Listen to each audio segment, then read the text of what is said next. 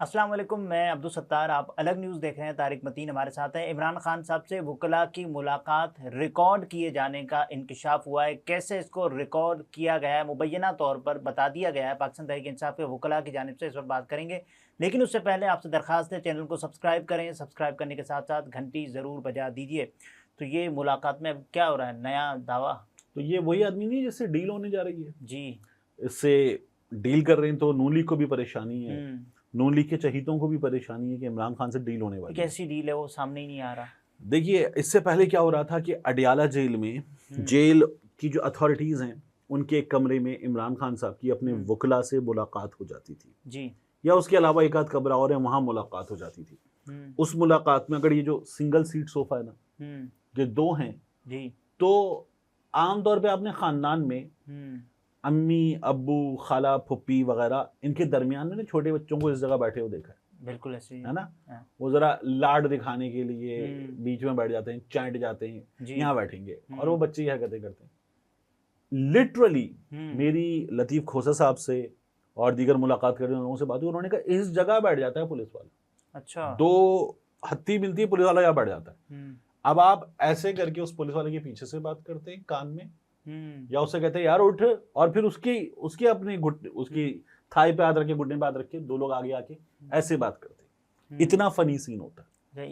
इसी वजह से फरिश्ता कहा गया है। तो अगला काम क्या हुआ है अब, आज जो मुलाकात, या फिर वो अगर उसको बहुत जलील कर दे कि यार ये क्या बदतमीजी है, मतलब ये तो कोई इंतहा है ना यार। आप साबिक वजीर आजम है, इतना बड़ा वकील है, MNA है, एक वजीर आला है, आप बीच में ये हरकतें करते हैं तो उसको वहां जाके खड़े हो। अच्छा कमरे से बाहर चले हो तो नहीं जी, कमरे से बाहर नहीं जा सकता, मेरी तो नौकरी चलेगी, वहां खड़े हो जाओ। तो वहां खड़ा हो गया, अपनी मजबूरी है, करीब आके कुर्सी लेके बैठ जाएगा। अजीब, वो ऐसा लगता है एक जहनी मरीज किरदार है। आप उसको कहते हैं उधर जाके बैठ जाओ, तो फिर कुर्सी लेके करीब आके बैठ जाएगा। अब आप उसको अवॉइड कर रहे हैं, क्या कर रहा हूँ उसका पे, लेकिन वो बैठा हुआ है।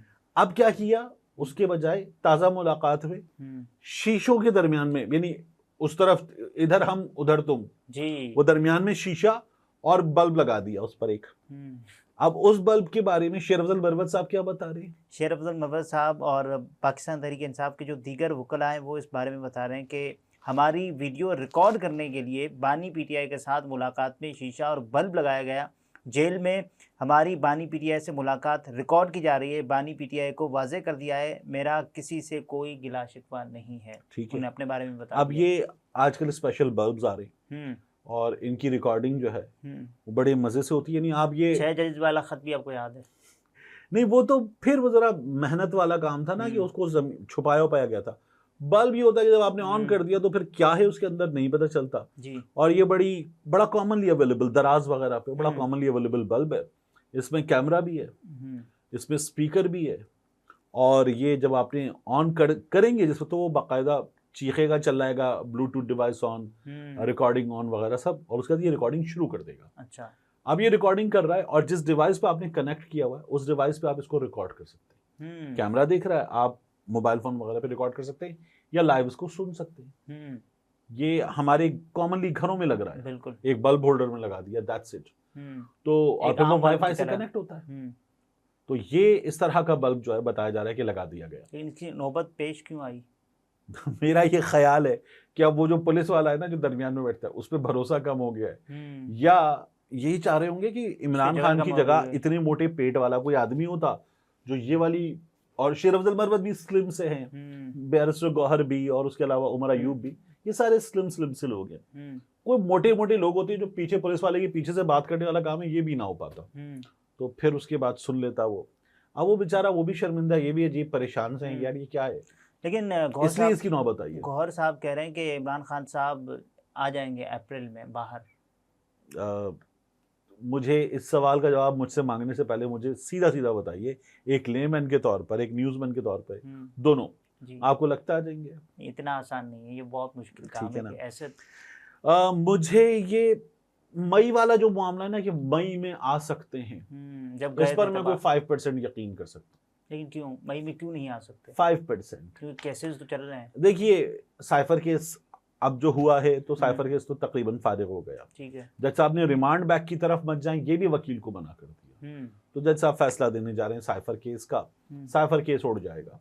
अच्छा, फिर उसके बाद रह गया इद्दत की मुद्दत का केस। तो उसमें तो बेशर्म आदमी भी तो पेश होने से खुद मुंह छुपा रहा है वो, ठीक है, क्योंकि वो जो 14 घंटे जेल में बैठा था वो बैठा नहीं था, उसको बिठाया गया था जेल में, मजबूरी अपनी। रिजवान अब्बासी साहब खुद अदालत नहीं आ रहे।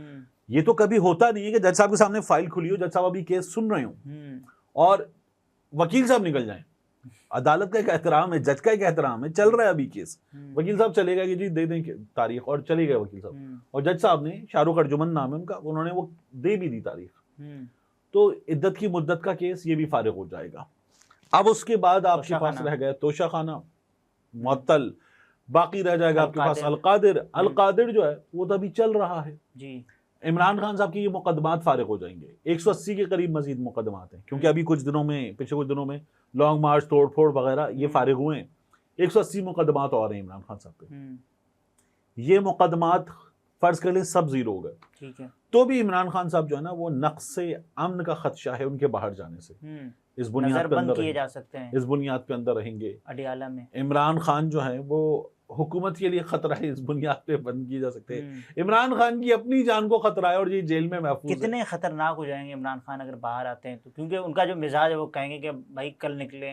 हाँ, इमरान खान बाहर आ गए तो इमरान खान साहब क्या हफ्ता ले लेंगे जी, एक हफ्ता ले लेंगे, कहेंगे फिर आ जाओ सड़क पे, मैदान गर्म करो, तो इमरान खान साहब तो ये काम करेंगे। तो मेरा ये ख्याल है कि इमरान खान साहब बाहर आए ना तो पाकिस्तान में हिस्ट्री रिकॉर्ड होगी। अच्छा, आप अभी तक तो देख रहे हैं कि लोग निकलते नहीं निकलते, ये वाला मामला होता है। आप ऐसे सड़कें जैम देखेंगे, शहर जैम देखेंगे कि उसकी मिसाल नहीं मिलेगी। पेशावर में तो वो जलसा कर भी सकते हैं। नहीं, पेशावर में तो छोड़ें, आप ये पिंडी देखिएगा आप, जो हाल होगा, और उस मौके पर फिर आप इस हुकूमत को, मरियम नवाज शरीफ साहिबा को देखेंगे, ये जिस तरह से लोगों पर टूट पड़ेगी पुलिस, जिस तरह से इंतजामिया लोगों पर टूट पड़ेगी, आप देखिएगा। तो ये लोग इमरान खान को उस जगह, इमरान खान का तोड़ नहीं तो प्लान बी क्या है? देखिए, इसीलिए तो प्लान बी ये है कि इमरान खान प्लान बी तक जाने के अंदर है। या तो इमरान खान से बात हो, और मेरी इमरान खान साहब की टीम में मौजूद लोगों से बार बार बात होती है, वो कहते हैं गुफ्तगू की, मुज़ाकरात की, बातचीत की ऑफर मुसलसल आ रही है, ठीक है, it is a non starter, क्योंकि वो कहते हैं कि इस मौक़िफ़ से पीछे हटना है जो अभी आपने लिया हुआ है। इमरान खान साहब मना कर देते हैं वहीं पर, तो ये नॉन स्टार्टर हो जाता है। अब मैंने उनसे कहा, मैंने कहा शुरू नहीं करना चाहिए, कहना कैसे शुरू करें? इमरान खान साहब इससे पीछे नहीं हटेंगे, यहीं से बात शुरू होगी। अच्छा, एस्टैब्लिशमेंट, फर्दे वाहिद एंड ऑल, यहीं से बात होगी, वगरना नहीं होगी। तो मैंने कहा फिर तो बात नहीं होगी, कहने लगे ना हो। अच्छा, मैंने कहा ना हो तो हल नहीं है, कहने लगे यही हल है।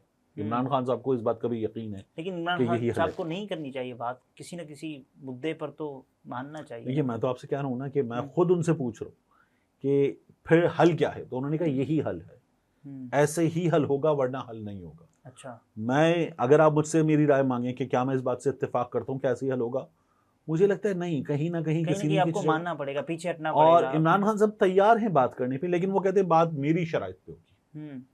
अब इमरान खान साहब की शराइत सामने वाले फरीक की भी आपको मानना पड़ती है। मेरा ख्याल है कि इस वक्त इमरान खान साहब का अपर हैंड है, लोग उनके साथ हैं।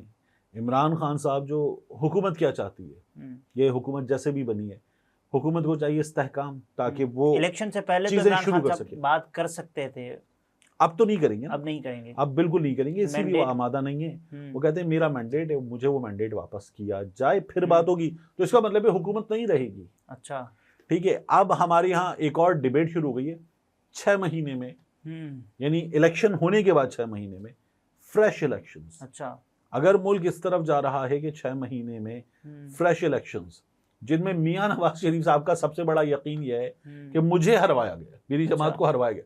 हालांकि हम सबको नजर आ रहा है कि मियां साहब को जितवाया गया है, बिल्कुल, लेकिन उनको ये यकीन है कि मुझे हरवाया गया है। तो मैं अगर तमाम पाबंदियों से, और मियां साहब की कौन सी पाबंदियां, मियां साहब की तो चीजें सेट हुई हैं, अगर उनसे आजाद होकर इलेक्शन लड़ूंगा तो फिर पता चलेगा। तो मियां साहब कौन से इलेक्शन देख रहे थे जिन्हें हरवाया गया? पता नहीं, मुझे समझ में नहीं आता। मियां साहब तो हारे हुए इलेक्शन जीते हैं, फिर भी मियां साहब कहते हैं कि मैं लड़ूंगा, हरवाया गया हूं। तो मेरा ये ख्याल है कि मियां साहब शौक पूरा करके देख लें। मियां साहब चले नहीं जाएंगे?